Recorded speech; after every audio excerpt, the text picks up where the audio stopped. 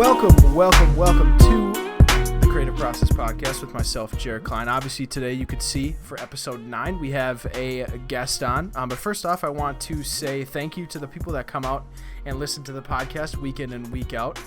This one is recorded, there's going to be recorded a little bit in advance here, about a weekish in advance. So if there is any feedback on episode 8 that is coming out, I guess when we're recording, coming out tomorrow, I guess I won't get to it until episode 10.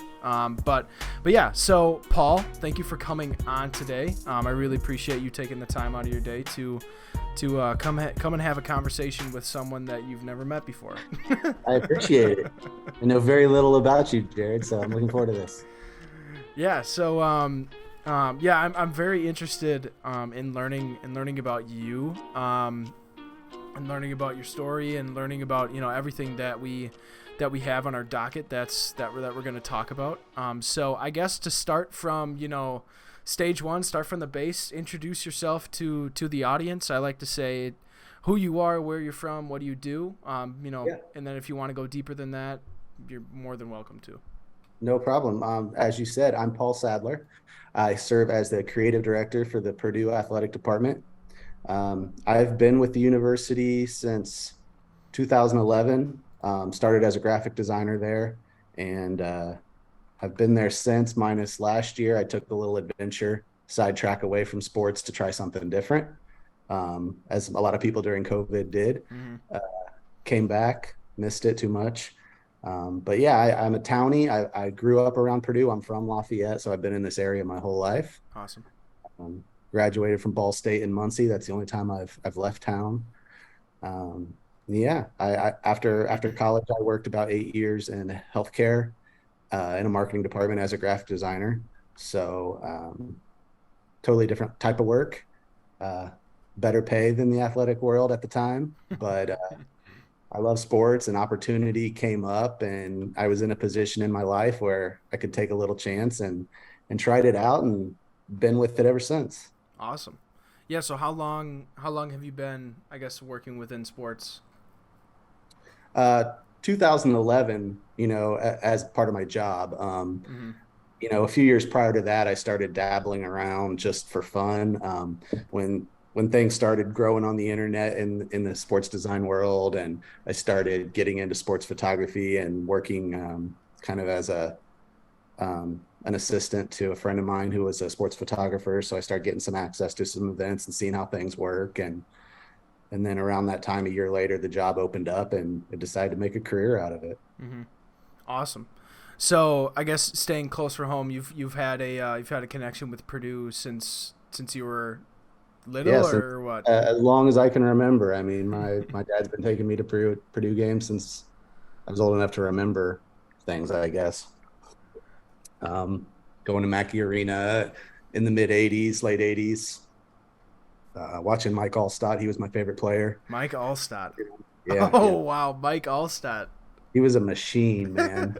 That guy would drag around Jeeps chained to him in the parking lot. I didn't know he played for Purdue. I had no idea he played for Purdue. Heck yeah. Yeah. He was fun to watch. If your viewers don't know him, Google him, watch the highlights. Something else, something you don't see anymore these days. Yeah, like I think the last guy in the NFL that was like reasonably close to him was Peyton Hillis. Yeah, that's a good comparison. Yeah. But Allstott would just drag guys, drag multiple guys down the field. So I grew up loving Mike Allstott, and Glenn Robinson was my other childhood superstar, probably the best college scorer I've ever seen to this day. Like, that guy was so much better than anybody on the court. Glenn Robinson. Did he play for the Spurs? Yes. I think he might have won a ring with the Spurs in a reserve role. You might have to Google that. Yeah, honestly, I'm gonna Google that right now. Glenn Robinson. I'm not a big NBA guy. I don't know my NBA history that well outside of Michael Jordan and the Chicago Bulls, but yeah, he played. Okay, I remember he played for the Bucks. Yeah, he was number 1 draft pick in Yeah. 93 or 94. So That's how I remember him. I knew it sounded familiar. He's from Gary, Indiana. I didn't know that either. Yep. Yep. And then Drew Brees, the other big legend. Oh That yeah. was the time I was in college. Most people are familiar with him. Oh yeah. Who cannot who cannot identify Drew Brees, man? Drew Brees is a legend. Do you think let's talk about that for a little bit. This is kind of Yeah. off topic, but I want to talk about Drew Brees for a little bit. Do you think he got screwed over a little bit in his career? You mean with the Chargers Well, well in the that trade? well yeah, so that was because of Phillip Rivers, right? The Chargers situation. I assume so. I don't know the deep details of it, but yeah, Okay. I think. I mean, obviously, I was an invested fan, so I was he was my favorite player in the league coming from Purdue, so Mhm. I had all the hype. I believed in him since day one, so I Mhm. always felt like he wasn't getting his proper chance. He was behind. I think he was behind Flutie for the first couple of years, and he finally got some playing time, and then hooked up with Gates, Antonio Gates, and Ladainian, and Mhm. yeah. Then when did they draft Rivers? Was that like 08 or 09 or It 07? was it was I want to say like 3 years, 2 or 3 years after Drew Brees came into Yeah, the league, and then, I mean, he had that obviously then, awful. He had that awful injury too. The yeah, separated his shoulder or something. I can't remember what it was, but yeah. worked out good for him. I guess like going back to like my question, like why I think Drew Brees got like shafted a little bit, because like did he? I can't recall. Did he win a Super Bowl with the Saints? Yeah. He did. Yep. Okay, The Colts, I believe. against the Colts. Okay, so then Okay. maybe not, because like if you win a Super Bowl and you're a quarterback at the caliber of Drew Brees, then your career isn't tainted as much as like. But for some reason, like Drew Brees always got looked over because quarterbacks in his Well, generation. he was always kind of with Peyton. He was kind of always classified as a scheme guy. Like they just throw all the time, and he was an offense built around him. But I Mm-hmm. mean, the guy was as precision gets when he threw Mm-hmm. the ball. He didn't have the biggest arm, but Mm-hmm. Like people just like people thinking about the NFL. Like you think about, I mean, obviously Tom Brady, like number one. I mean, I think he's a goat. He's the greatest quarterback of all time, I think. But like, I love Tom Brady. what'd you say? I love Tom Oh, Brady. I thought you said something else. No, I love Tom Brady. Yeah, I don't know. Like he always, it always seemed like. Granted, I'm younger. How old are you? I'm 42. Okay, I'm 20, gonna be 24. Wait, Okay. 24 or 25? I don't know. So you could be my kid almost. Yeah. So like my vision of Drew Brees is a little different than your vision Yeah. of Drew Brees. Sure. But it always seemed like to me he was like second or third. When it came to like talking about quarterbacks, Yeah, like cause he was kind of like an afterthought. It seemed like. yeah, he's kind of like those shit. I'm blanking on the name. Apologize if I cuss. I'll try and stop. I'll try and not do that. No, you're Uh, fine. Don't worry about it. who's the other little quarterback from the 80s that put up big numbers? From the '80s. Oh yeah, that's more your 80s or realm. 90s. I don't know. Anyway, but yeah, he was never your typical, prototypical quarterback, big, tall, big cannon arm, like Mm-hmm. the guy that worked well in the offense he was in. And yeah, he always was kind of put behind Manning and Brady as Mm-hmm. number three. But Mm-hmm. Well, granted, I mean, honestly, who like if I mean those two quarterbacks are Hall of Famers. Those two quarterbacks are some of the best quarterbacks ever. So oh, yeah, honestly, it'd be better to be third to them than yeah, to anyone else. yeah, yeah, Okay, so yeah, let's kind of transition a little bit. I had to talk no about that problem. Drew Brees thing because you brought him up, and I think he's. Honestly think he's one of the greatest too. I just had to. I had to talk about that for a little bit. No problem. Just don't test Um. my knowledge of pro sports too much. For a guy that works in sports, you'd be surprised how little sports I watch anymore. Well, I mean, shit, you're around it all the time, so it's like, You're around it all the time, and maybe it's an age thing. You get older, you start doing other stuff with your free time. So yeah, that's true. Do you watch baseball at all? I used to be a huge baseball watcher until uh, probably right up until I'm a big Cubs fan. So I Mm, waited my whole life, and they finally won in 15. Was it 15? 16. 16. 16.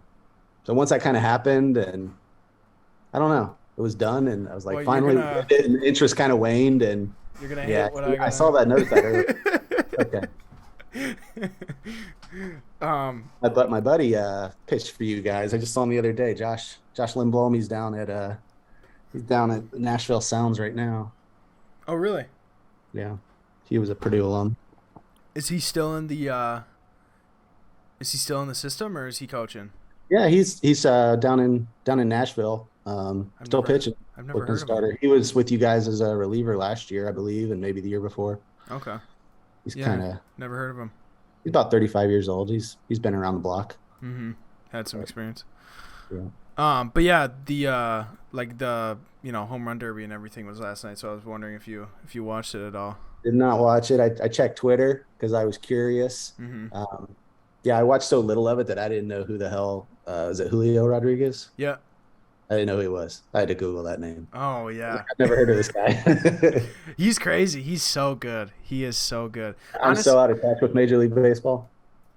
like I was too until like I started look. Well, granted, I started working in minor league baseball this past Mhm. January, so then the focus shifts a little bit because Yeah, I can see that. Yeah. um but but yeah, like who I had no idea like Julio Rodriguez had as much power as he showcased last night, like, Yeah. and endurance too. Granted, he is 21, like he's freaking younger than me. That made me feel really good when they said that. But like he was just like hitting 415, 430, like like 430-foot home runs back to back to back to back to back, like nothing. It was Yeah. insane to watch. But I I mean, watched Alonso last year because I last year was the year I didn't work in sports, so uh, I was able to experience the world of sports gambling, which you're not allowed to do, of course, in the NCAA world. yeah. My compliance officer isn't watching this. It was legal, but last year I was able to bet a little bit on the festivities like home run derby. So when you got money on it, it makes it more fun to watch. Oh yeah, you got some stake in the game, man. Yeah, but But yeah, so let's talk about your profession at the moment, your job with Purdue. Um, so creative director, correct? Right? That's what you said. yep, director of creative services to be exact. But Okay. So what kind of comes with your position at Purdue? so I manage. We have a creative services department. We have, I want to say, 10 to 12 now in our on our total staff in creative. That includes videographers, graphic designers, and then there's also kind of like this hybrid role of a couple people that run our video board slash media system, live event type stuff. Mm-hmm. But we're all housed in the same big suite in the basement, so we all work together on top of each other. It's a fun collaborative environment. But I personally am responsible for two graphic designers. Chris Johnson, you probably have seen in the Twitterverse, and then we just hired a new one. He hasn't publicly announced it, so I won't drop his name yet. I'll let him take those honors, but he starts with us soon. And then I Wait, have four videographers. Chris Johnson, like Voodoo, isn't that Yeah, his I don't call him Voodoo. Everybody else. Is it Voodoo or Voodoo? Everybody says Voodoo. Voodoo. Okay. I give him crap and tell him I won't call him that. A, because I like to be different, and B, I think it doesn't have a good backstory. So Yeah, don't worry, I won't ask. I was just wondering if that was the Chris you were talking about. that's Chris. He sits right next to me every day. He's a I good love dude. him. I love him to death. That he will drive you nuts at the same time. I hope he heard that. Sorry for interrupting you there. You said You're fine. You're fine. So yeah, I got two graphic designers and four videographers. Okay. A pretty young staff for the most part. I think they're all under 26. And then we also have a football creative director that works in our department. He's a one-man team. He just kind of started with us in January, and he's my age, so he comes from the world of F1. He's a great guy, Ryan Long, if you guys want to look him up. But he football's its own beast. Obviously, that's a job in itself, if not multiple jobs. So my team doesn't touch football a lot, except for maybe on the external marketing side, ticket sales side. He handles the main creative direction for football, and then we kind of build off that for anything that's needed. And then we have two people in our department that are on the media systems team, which is kind of video board, live event type show stuff. But they also will help out in bigger scale video shoots and things because they're pretty experienced in that. So, I guess talking about like that creative director for Purdue football, is that consistent in collegiate athletics, like to have separate creative directors for separate sports, or is that like? That's a great question, and it's it's a thing we're still learning because it just kind of, I just came back to athletics in January and he started also in January. So we Mm-hmm. came in, well, he might have started February, but we came in about the same time. And we both obviously have a creative director title where I'm not his boss, he's not my boss. So we're on the same playing field, but we both work together. Um, I think a lot of creative departments, at least the ones I know, they have a separate football creative team, and it's usually separate from their in-house athletics team. So, I don't know this for positive, but the places like Ohio State and other things have their own creative departments just for football, Mm-hmm. and we fought really hard to make sure that all our creatives were still in one room all together. So we're all still on the same page. We're all talking. We all know each other, and there's not that disconnect where you start to get siloed from each other. Because Mm-hmm. once you get in the bowels of football, you can get kind of swallowed up and never seen again. It's a beast, college football. So, but we're fortunate where we're at to have the setup that we do. Yeah, because I've like I see like consistencies with some athletic, programs, creative direction, through all sports, and then I also see it on the flip side too, to where there's completely different look between football, baseball, basketball, and then even Yeah, even when it comes to men's and women's too, there's completely different looks sometimes there. So it's yeah. like, like I like the way that I guess if I was working within collegiate sports, I would prefer the way that you guys are set up, at least the way you're talking Yeah. about it. And on that, the same topic, like the look and feel of everything, like we used to, I've been there for 11 years and we've gone up and down different ways with, there's been years where every sport, sorry, there's a bug crawling on my table. You're We've good. been, we've been there where every sport kind of had their own brand, and they'd have a motto for the year, and we designed them their own poster, and they'd have their own look and photo shoot and everything. And that's fun. There's nothing wrong about it, but it didn't create that cohesion as a designer that I like. I'm all about the brand and creating that cohesion and cohesive look. So our university went through the main Purdue University went through a rebrand. I want to say 3 years ago. Um, you know, and we kind of decided that was time to jump on board and be like, hey, university academics, athletics, we're all one. We're Mm-hmm. gonna we're gonna kind of all jump on board on this same brand and just strengthen everything. So Mm-hmm. everything we produce and the university produces kind of has a very cohesive look. At least we try to. Mm-hmm. Yeah, I think like I think you said it perfectly there. Like you're all under Purdue University, Like Yeah. I don't really see the point of like completely separating the athletics, from one another visually. Yeah. I mean, I notice it a lot in younger artists and designers. Like they want that freedom to create, but you got to know your audience and you got to Mm-hmm. know that they need to recognize what it is. And if you have 12 different looks going out, like things get lost Mm-hmm. and you don't always know what you're looking at right away, especially in the fast paced world that we live in. Mm-hmm. So I guess that was actually perfect. You kind of ended on like the fast pace of everything, and like even with people, just getting into sports or working in sports for X amount of years, they realize how much people work within the industry. So what's your opinion on like the work environment, like stigma within the sports industry? Because this has come up at least since I started like paying attention in sports. It's come up to a point where like people are getting pissed at jobs offering X amount of dollars compared to the time that people are going to be Yeah. required to work. So I get Yeah. like obviously you don't need to go along those routes, but like what's your opinion on that whole stigma of everything? I don't like the stigma.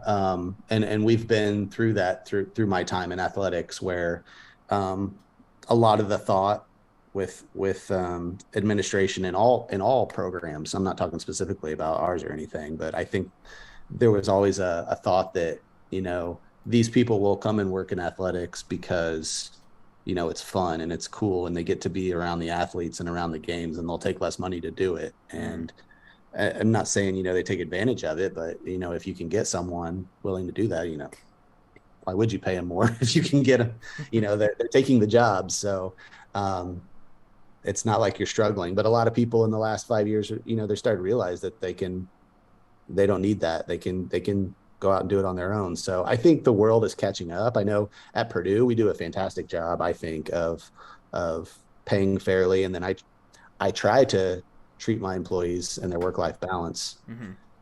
I stress that a lot, where especially my videographers, they'll work a lot. My graphic designers work pretty much 8 to 5 or whenever they want, but as long as the work gets done, I don't care. But with videographers, they're working events all the time. So, Mm-hmm. um, I tell them, if you worked at an event the night before, like don't come in tomorrow or take Wednesday off or whatever, like use your time, get your Mm-hmm. work done.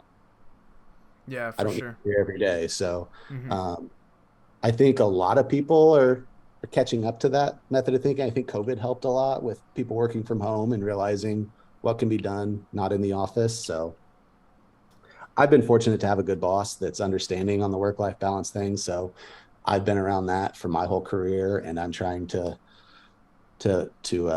infuse that into my staff as well as best as I can. Mm-hmm. Yeah, I think like There are some that are still mm, struggling for sure, and I yeah. hear it. I mean, like you're working in sports, right? I feel like when people have that conversation of, oh my God, I'm working too much and I'm not getting paid enough, like you realize, like when you're in season, or I guess I guess with collegiate athletics, you're always in season, right? Whether you're working basketball, baseball, or There is no football, or downtime anymore. yeah, it's like you're always in season. So like you know what you signed up for, Yeah. like you know 100% when you went through the whole process of things. Obviously, you knew how much you were going to get paid.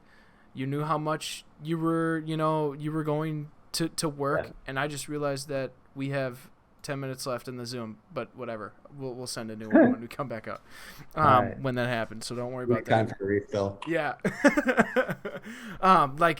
Like I feel like the complaints aren't warranted because like you put yourself into the situation. You knew Yeah. what you were signing up for. It's like, I like obviously I there's those situations. Sorry, there's those No, you're fine. situations where, unfortunately, maybe it did happen to where you literally didn't sign up for this. You didn't. It wasn't. They wasn't talked about. They just pull it up on you, say you have to work an extra 20 hours, and you're like, sometimes that Yeah. happens, but on the off, like, I feel like that's an off chance type of situation. Yeah. And I went through that, 10 years ago or 11 years ago when I first started, where I was making decent money in healthcare, and I knew that I was taking a pay cut to come to athletics, but I did it because I wanted to try that. And I knew that I could prove to them I was more valuable than the salary I was going to start at. I didn't know how long it was going to take. It didn't take as very long at all, but you work your ass off and you show them how valuable you are. And if they're smart, they'll find a way to keep you. Mm-hmm. Yeah. I don't know. It's just like I feel like it's a conversation that I think you have to think about before you are getting into it. Yeah. Like obviously, if you're doing it for the first time, you don't know if you're gonna like it or not. So it's like go try it if you're interested, but then don't complain if you're working a crap ton of hours. Yeah. It's It's you do it because you love it. It's like, teachers don't make much. They do it because most of them, they love it. mm-hmm, They didn't go into teaching knowing they were going to get rich. mm-hmm, yeah, You don't go into this career knowing you're going to get rich either. yeah. So along the lines of like working a lot within everything, long work days, long work weeks, long work freaking years. Let's be honest.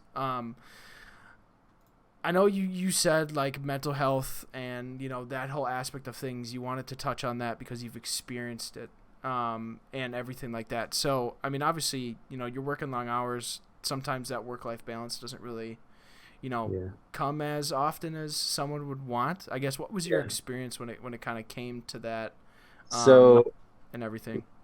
yeah, that's something I'll try not to babble on too long about, but it's definitely something that's important to me Mm-hmm. because I have been through it, and I had no idea I was going to go through it. I started at Purdue when I was, let's see, it was 11 years. So I was about 31 years old. 31 years of my life, I never had a care in the world. Like I was the most happy-go-lucky, stress-free guy. Like I never remember being worried about anything, stressed about anything. Maybe, a late project or something you freak out Mm-hmm. about. Nothing that shook me.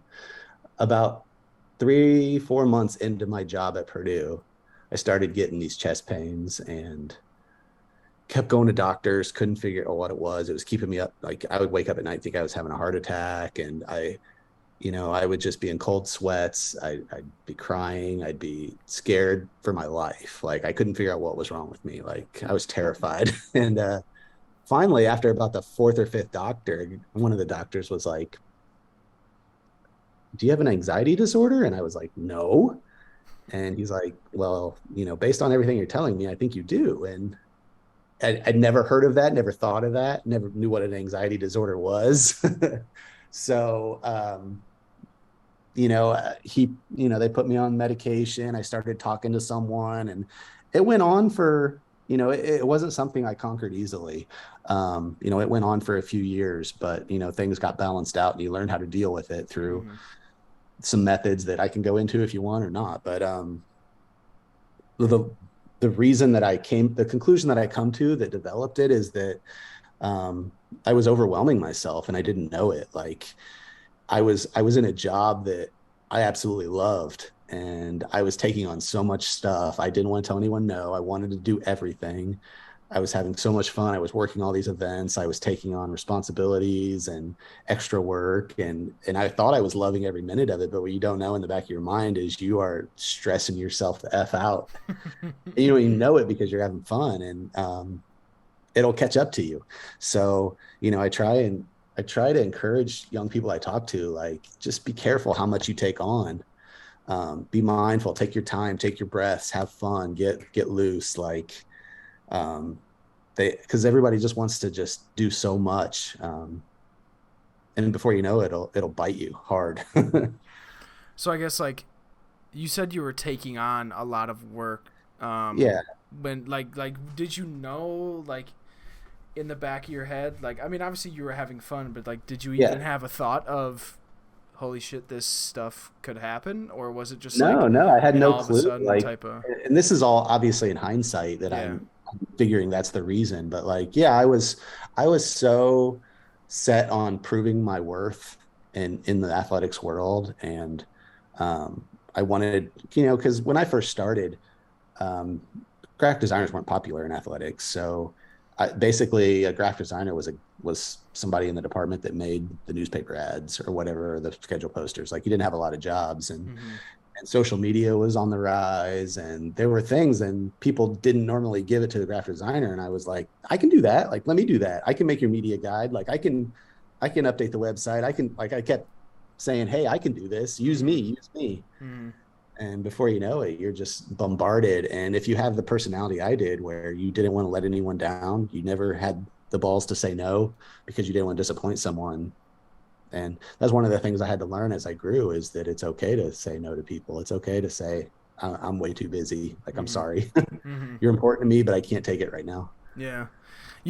Like it's something that I guess in my short experience working in it, like since I'm so new to working full time in sports, it's something that I thankfully have been, I guess, like talked to about, Mm. before I have started, working, X amount, whatever, working as much as people in sports do, in seasons and everything.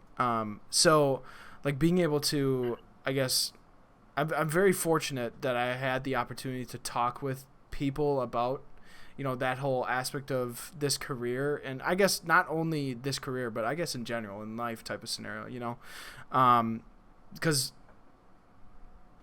I don't know, like I don't like thinking of like a what if, or like if I didn't talk to someone, like where would I be mentally at this point, like would I still enjoy what I'm doing, would I second guess what I'm doing, would I XYZ, so many different types of things could come up. But fortunately, thankfully, kudos to the people that I've talked to. I guess not really kudos, that's the wrong word, but thank you to the people I've talked to. You know who you are if you are listening.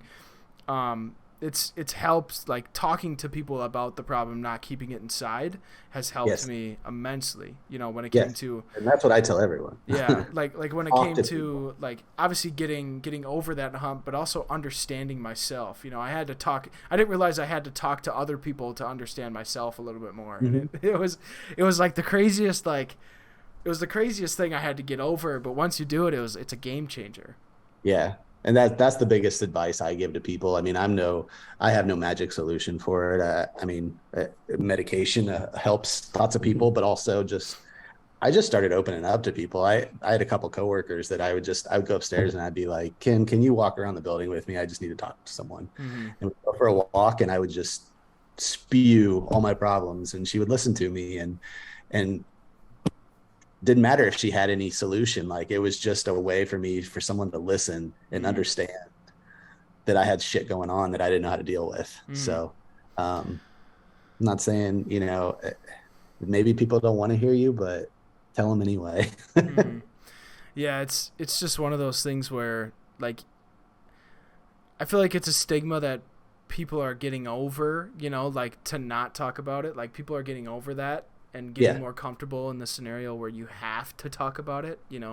It's like I hate when it comes to like especially males, like, oh, be a man, like stop being emotional, stop being, feminine or whatever, like that's so like 1940s type of shit. Like Oh yeah. And that's probably like, my parents and I grew up learning and that's why I never knew what to do. And when this happened, because it wasn't a popular subject matter like it is now, like, thank mm-hmm. God people Yeah. talk about it more, but like at my time and my upbringing, like I didn't know what was going on and what I was supposed to do about it. Mm-hmm. I didn't know who to call. I didn't know what I could do. I was like, do I go to the hospital? I don't. Mm-hmm. Yeah. All right. So, unfortunately, on the Zoom, we are less than a minute under here. So, we Yeah. will be taking a little break here. Yeah. Obviously, if you need to go get like water or whatever, go for it. Go get a refill. Oh. All right. We're back. We are back. Like we never left. I don't know why that's all of a sudden a thing. The Like, time limit? yeah, like it never Because has. do you have to pay for like Zoom Premium or something? To get rid of the time limit now, but like every time, like even when I first started this podcast, I used to do it through Zoom all the time, and I would never have that pop up, even if it was just like me and a guest, two people. I know now it's like if you have more than two, I think there's no time limit potentially, but I don't know. But yeah, so that kind of cut off our conversation a little That's bit, which fine. is It was unfortunate. probably a good transition from that Yeah. topic. Um. Okay, so I'll just kind of hop into it, and I'll like say like we're back and everything, and then we'll Yeah. kind of get into something else. It's so unfortunate, just like the whole conversation just poof right there. It's No so problem. unfortunate, but yeah, we'll get back into it. All right. And we're back. Okay, unfortunately, I need to remember that Zoom does this now. When I use Zoom, I was looking into some. I don't know how like much you listen to podcasts or anything, but I was looking into another way to kind of host a podcast. It's called Riverside.fm. Have you heard of that before? No, I am a newbie when it comes to podcasts. I've started checking out a few like of the true crime type ones that I get into, listen to on the way to So work. good, Yeah. so good. Yeah, you'll have to suggest some to me offline. Yeah. But basically this like it's like a Zoom or whatever, but it hosts. You're able to host your podcast. So like the way I'm recording this, like I'm streaming, like I'm using OBS to record my screen, and I use OBS to set up our face cams in a certain way to split the screen and everything, and everything got to go through all that stuff on my other side here. But with Riverside, it does it automatically, like to where your face cams pop up. You can pick a layout, what face cam layout you want, and then it like when it comes to recording, it records everything locally. So like when we stop recording, it'll give you a video file and an audio file on your personal stuff, and it'll give me one too.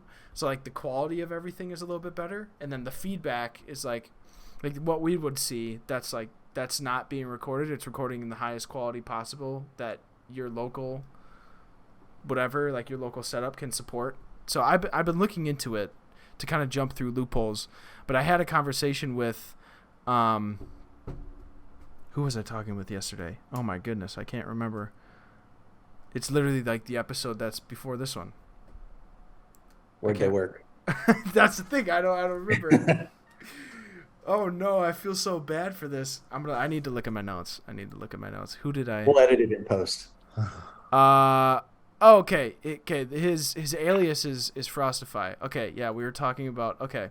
So yeah, I was talking with him about it last night too, and it was like one of those conversations where is it worth it? Is it not? You know, it's whatever. But then I wouldn't have to deal with those damn time limits with freaking Zoom. Yeah.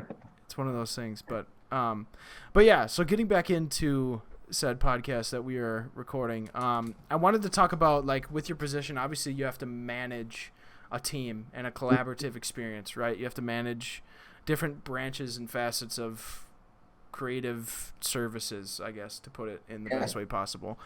What is like, what's the most challenging aspect of that? Like, are you in a situation where you just kind of let them go? Like, you give creative direction and you're like, do your thing? Or is it like, you know, do you have to like go this, that, like be there the whole time? Or I think one of the most, at least in my experience, so I've only been kind of on the management side since, I don't know, 2017, 18. I can't okay. remember when. I had interns, but the actual time I got full-time employees underneath me. Um, the biggest thing is to let go of is being a doer. And, I'm a graphic designer, I've been a graphic designer my whole life. And then you're a manager and you have to learn how to delegate and let go of things. Um, I have this constant need where I still feel like I need to be doing things. I I feel guilty if I'm assigning things to my team members. Like I feel like, oh, like I should do that. Like I'll take that off your plate. Like I try and help them as much as I can, but I think you have to allot time for managing, and it's hard. It's it's a full time job by itself. I Mm-hmm. mean, taking care of your staff and making things go smoothly and going to meetings and all that stuff. So it's easy to get overwhelmed by all that, and it's a tough thing to let go of. I still haven't. I'm still guilty of it. Um, I have a great staff, and luckily, my designers is Chris is always like, give me work. That's what I'm here for. But I'm like, no, I've given you too much. I'll do this one. So, but yeah, you got to learn how to delegate. That's tough. And then, the other thing is dealing with drama when it comes up, and it will come up. Um, I'm not, great at confrontation and dealing with problems. Like I would love it if the world was happy and pleasant all the time, but it's not. And when problems will come up and you have to, um, I like to genuinely think I'm a nice guy. Sometimes you have to not be a nice guy. That's not fun. You never, I don't like being the bad guy. I'm not good at it. Yeah, that's how I am too. Like I come straight from my mom when I come to like dealing with drama and everything. Like I'm just too nice to not, Yeah. you know, like especially if they're like, coworkers, you like who you work with. Like, I mean, they're not just coworkers, they're friends. Like you don't want to have to be like, look, this is how things are gonna go. Just be a little brunt with it. I don't know if I would like doing that either. That'd be tough. Yeah. So I was a manager for a few graphic designers for a couple years, and then uh, a couple years into COVID, I decided to take a break from athletics, and I went and worked for a buddy in a startup business for a little while, and actually most of 2021. And I came back to Purdue, and they asked, what I wanted to do, and I was like, I just want to go back to being a doer. I just want to be a graphic designer. I really don't want to lead people. Like I'm not interested in that stress right now. Like just something low key. And I came back as a graphic designer, and a month or two later, they were like, "Hey, like we don't have a creative director. We'd really like you to do it." And I was like, "All right," and just gotta, it's easier once people have confidence in you and exude confidence in you and say, "No, you're the right person for this." And you're like, "Okay, maybe I am." So Mm-hmm. they convinced me I could do it, and luckily I have a really good team. They're a pleasure to lead. I love going to work every day, so they make life really easy. I'm sure drama's going to come up sooner or later because it always does, but I Mm-hmm. think I'm close enough with all of them that we'll deal with it however we need to. Mm-hmm. Yeah, for sure. So, with your experience within the sports industry, I want to end on this. Hmm. What has changed? I guess we'll start for the worst? What has changed for the worst within the sports, I guess, sports design industry, since that's what we're, Yeah. about? And then on the flip side, what has changed for the better I that did you've make seen? some notes on this. Let me pull them up just in case I forget what I was saying. But uh, I think in my decade plus doing it, the worst part is probably the endless need for content. Um, when I first started, like I said earlier, like you were just the guy that made the newspaper ticket sale ads, then the schedule posters, and life was pretty easy.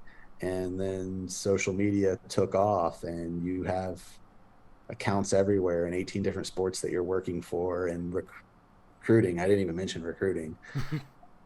You probably don't have to deal with that much in minor league baseball, but it can be a nightmare in college athletics. I mean, it's just nonstop content. Everybody wants content. Everything needs to be a graphic or a video. And I'm not saying it's wrong. I may sound like I'm complaining. I'm not. I'm just saying it's a lot to keep up with. And Mm-hmm. the downside to that, what makes it worse, is you don't get to invest creative energy on things as much as maybe you did in the past. Um, like my wife, for example, works for the university as well, but she works on the academic side as a graphic designer. And they're kind of more like an in-house agency where projects come in and they talk about them and they brainstorm them, and there's a plan of action and there's multiple people on the project, and Mm-hmm. you actually have time to develop concepts and stuff like that, where I feel like in athletics it's just go, like it's I need it now, I need it now, I need it now. So there's not of you got to be creative, and you got to be creative fast, and sometimes you don't get to always put your best work in. Mm-hmm. And that's not a bad thing. Like I actually preach to my staff that sometimes I'll say good enough is okay. Like not every project has to be like this award-winning piece. Mm-hmm. Like get it out, communicate the message, nobody will care. This social media world moves too fast for anybody to notice, it seems. So Mm-hmm. That's something I had to get over when I first started, uh-huh. because I was working freelance within sports before I started working full time. So it's like everything there, I was able to go from A to Z very methodically and like develop a concept, trial and error between a handful of looks based on what feedback was. And now it's like, okay, we have a project, turnaround is in like 4 hours, push it Yeah. out. Basically, it's like And that's but the then when it comes down to like when it comes down to like thankfully the person, like the senior designer that I work under, Nick Gunther, he has developed the brand look very very easily. So when I came in, I guess not very easily, he developed it very well. So when I came in, it was easy to kind of pick up, and when I had to shell out graphics with a quick turnaround or stuff like that, being able to keep things looking consistent. And the only thing yeah. I had to worry about was organizing information and assets and stuff like that. You know, that helps there, but that's something I had to. That was honestly probably the worst part about it. It's just like Yeah. bang, bang, bang, bang, bang, over and over and over and over and over. And So I it's and like, I've only worked in two different industries. I worked in the healthcare industry as a designer and in athletics, and that's been my 20 plus year career. And they were wildly different. Where one you had lots of time to put creative energy into something and produce a final piece, and the other where it's just bam, bam, bam. And I don't know if a lot of industries are like one or the other, but I always tell the young designers looking to get into this field, like that's the one thing you have to be prepared for, is you have to be able to work fast in this mm-hmm, industry. mm-hmm, Like there, that's luckily I feel like I've always been a fast designer, but I've not everybody can work that way. And that's not a bad thing. That's people work different ways. mm-hmm, I'm not a person that I've always been like this ever since I've been in the field where um, I don't have to concept stuff. Like, I'll think about stuff in my head and I'll finally put it out on the computer, and pretty much the first thing I get is probably the best thing you're going to get from me. I don't do a lot of like trial and error, and that's not me being cocky. That's just the way I work. mm-hmm, But other people like to keep trying things and concepting and working and tweaking. And I've always been just get it done, get it done. And I think that's worked well for me in this field. mm-hmm, for sure. All right, so what's changed for the better? within I the think for the sports design better. industry. I think the better is the respect and recognition that people that in our area are getting. For sure. Our higher ups are noticing that this is a need. We need creatives. It's important. You can't underpay them. You can't understaff your departments. Um, I think a lot of places are growing rapidly, and I've noticed this too. Like I've tried to hire a graphic designer and two videographers this year alone, and I mean, it's hard to get people. People, I mean, as soon as I interview them, they're taking other jobs. I mean, there's a lot of work out there and a lot of opportunity, and that's good. Mm-hmm. Yeah, I think, it's growing and people are respecting the need for us and starting to pay appropriately. I think a lot of places, at least. Mm-hmm. Yeah, I've noticed. that's what I've I've been noticed hearing I've as had well. to start offering more money for people that I was surprised. That you make an offer to someone and they don't take it. And you're like, wow, I felt like that was a pretty good offer. Yeah, I guess like especially in collegiate athletic, like NIL has a huge. I feel like that has a huge. That was a big like turning point in Yeah. coverage for players, especially. So, that's a conversation that I guess That's a whole nother one. that's a whole other. I don't know if I'm well enough educated for it. It's still, and that's probably me being an older guy and just grumpy about it. Like I'm all for it. I'm all for you should absolutely be able to make money Mm-hmm. off who you are. But it's an ugly business. Mm-hmm. There's a lot of shadiness going on, and I don't know how you control it. I don't have any answers. But there's a lot of money to be made Mm-hmm. for the athletes and people like us. I mean, you see a lot of people going freelance, and I don't blame them. Like you find the right path. I mean, Mm-hmm. a lot of money out there. Mm-hmm. Yeah. Well, yeah. So, I mean, I want to throw out a thanks again to you, coming on, taking the time out of your day to, I appreciate it. That was hop fun. on. Yeah, it was a really good conversation. I said this before we started recording. I think I was pretty excited to talk to you about what we. Yeah, I definitely said this. I was pretty excited to talk to you about what we kind of came up with notes and everything and what you suggested when we were texting back and forth. So I knew it was going to be an awesome time. It's always a little nervous meeting somebody you've never met or talked to before. So I think that this whole thing kind of went well. Yeah, the only downside was you're a Brewers fan. Yeah, But and freaking Zoom 40 wait, minute cutoffs. wait. Okay. Are you a Packers fan? You are, aren't you? I'm You a are. diehard Packers fan. I'm a Bears fan. So before, like way back when I first started the podcast, I had a huge Packer flag hanging here. Oh. So that would have, geez, do you know who Brad LaFeld is? Yeah, I know Brad. Okay, Are you gonna listen to this? probably, but Good. so I'm him waiting and for that guy to take me on in some golf. well, just challenge him and he'll do it. I have. He's got to meet me somewhere. But yeah, Yeah, so I definitely know Brad. like when we recorded the first time, we both I wore, it was mid football season too, so I wore Packer jersey, Packer hat. He was all bared up too, and it was Yeah. that's a recurring thing whenever we talk back and forth. I would have known. I would have wore some Bears gear next time. Bears and Cubs, and you're from Indiana. That's interesting. Bears, Cubs, Bulls.